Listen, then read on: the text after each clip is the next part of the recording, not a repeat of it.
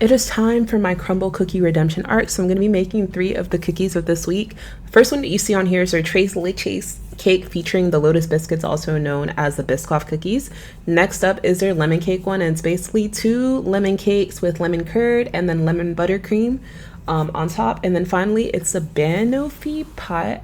I'm not sure how you say that, but yeah, it's a basically graham cracker crust, and then it has whipped cream, chocolate, and caramel. And as you can see, I made those 3. I think I did a pretty good job this time, so let me show you how to make them. We're gonna start off with the Biscoff Tres Leches, and for that, the first thing I'm gonna make is the whipped cream, just because it has to be chilled, and you're gonna use it for 2 of the cookies. So gonna do that, whip it up with some heavy cream and some sugar and toss it in the fridge. After that, we're gonna be making a spice cake. I know traditionally Tres Leches is like a spongier cake that's delicate because you want it to soak up the moisture. However, on the description on Crumbl, they said that they were using a spice cake, or a lightly spiced cake, so I just decided to make a spice cake. Also, I didn't want it to fall apart anyway. Yeah, so the spice cake itself is pretty simple. Basically, you're gonna be throwing a bunch of those fall spices, which is like cardamom, ginger, allspice, cloves, nutmeg. You're gonna put that in with some sugar, some flour, your baking powder, baking soda, and then you're gonna use dark brown sugar and light brown sugar. And then I use some sour cream to help lighten and give it a little tanginess to the batter, and then mix it in with some whole milk. Blend that together with some oil and some butter, 1 egg, and that is your batter. For me, I put it in a loaf pan just because I wasn't going to be making a lot of cake. I really only needed 1 or 2 slices for the shape that I wanted. So yeah, I put it in a pan. Make sure you spread it out evenly and smack it really hard on the counter to knock out the air bubbles. And then I put it at 350, and it was in the oven for 20 minutes. Next up, since it is Tres Leches, you need 3 milks. So I use condensed milk. I use coconut milk because I like coconut milk. And then I didn't have any more regular milk, so I used whipping cream and just added a bit of water. Mix it all together, poke holes into your cake, and then I dumped my milk in it. It's a little chunky because, I don't know, my fridge is really cold, so my whipping cream has been freezing. But yeah, just do that. And I feel like I put it back in the fridge, and every 10 minutes, I just scoop more milk on top. Once that's done soaking for an hour or 2, I spread the Biscoff cookie spread. And then I started piping. If you remember the picture, they had strips of whipped cream, so that's what I did. And my piping has gotten so much better, guys. Look at that. Look at how good it looks. I'm actually so proud of myself. And then I spread melted Biscoff cookie spread on top. I warmed it for 5 seconds in the microwave and created a little design. And then I couldn't find Biscoff in the store because they ran out, so I bought some ginger snap cookies and I just spread it on top. And yeah, that's kind of it. I spread some more on top, and it just looks really good. Yo, it looks so good. Look at that slow-mo, the zoom in, the zoom out. And then, I was feeling a little fancy, so I put some of that Tres Leches milk. Wait, Tres Leches is milk. I put some of that Tres Leches on my plate, and then look at this perfect bite. Look at how good it looks. Oh my goodness, I was so proud of myself. The cake was a little dense because I should have soaked it for longer, but it was delicious. Next up is the Banoffee Pie. I have no idea how to say that at all. It looks like coffee, it looks like banana.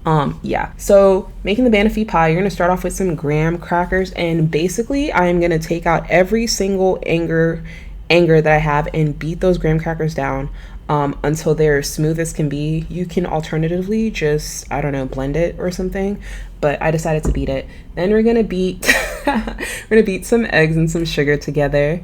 I'm gonna add in an egg, blend it in with some vanilla. I ran out of vanilla paste, so I'm using vanilla extract like a basic person, but it's fine. Blend that again, and then you're gonna add baking powder, baking soda, salt, some cinnamon, because graham crackers, I don't know, they just taste better with cinnamon.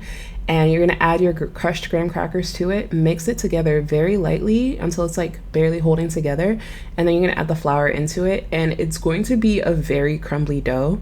You're gonna see it in a moment. It's gonna be very crumbly dough. It does not hold together at all, but it doesn't matter. You're gonna put it in the fridge and let it set for an hour or 2, just so it gets, the flavor gets in there.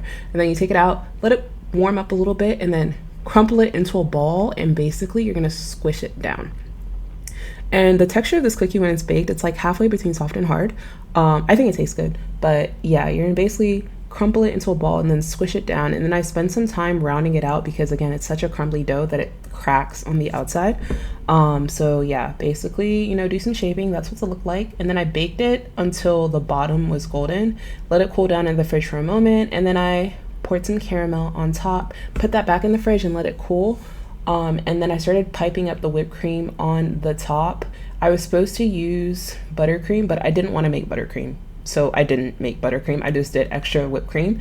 Yeah, and then I, you know, look how good the piping is. Oh my goodness, it's so good. I'm so proud of myself. And then I just put some sprinkles of shaved dark chocolate on top.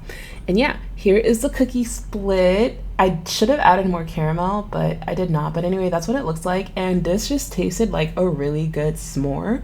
It was really good. Yeah, 10 out of 10. Next up is our lemon cake. This was very interesting to me because I've never made a lemon cake before, but basically starting off with some butter, you have to whip it until it gets really fluffy, then add the sugar and whip it for like 5 minutes at least, because you want the butter to go from like a light yellow color to like almost white. You see how white it looks? Yeah, you have to whip it for a long time, put that air into it. Add your egg, whip it again until it gets to like silky, ribbony texture. Then you're gonna slowly add flour and sour cream and lemon juice together. You're gonna like alternate all three of those things because you just want it to blend in until it gets the lemony flavor. Also, if you have a real lemon, I did not use real lemon juice, but if you have a real lemon, you should shave some of the skin off and put it in there. And then I added food coloring because it's a lemon cake, it should be yellow, and it wasn't. And then after you're done, put it in your little containers and then bake it. And then while that is baking, I'm gonna make the lemon curd, and lemon curd is actually really easy to make. You literally just eyeball some sugar, throw in an egg, add in some lemon juice, and and some butter. And then the most important thing is you're gonna put it on a double boiler, and it's gonna take forever, but basically you just have to keep whisking it. You have to use a whisk, not a spatula. You have to use a whisk until it gets really thick, and it does that to your spoon. And then you're gonna run it through a strainer to make sure you don't have any like scrambled egg bits. I didn't.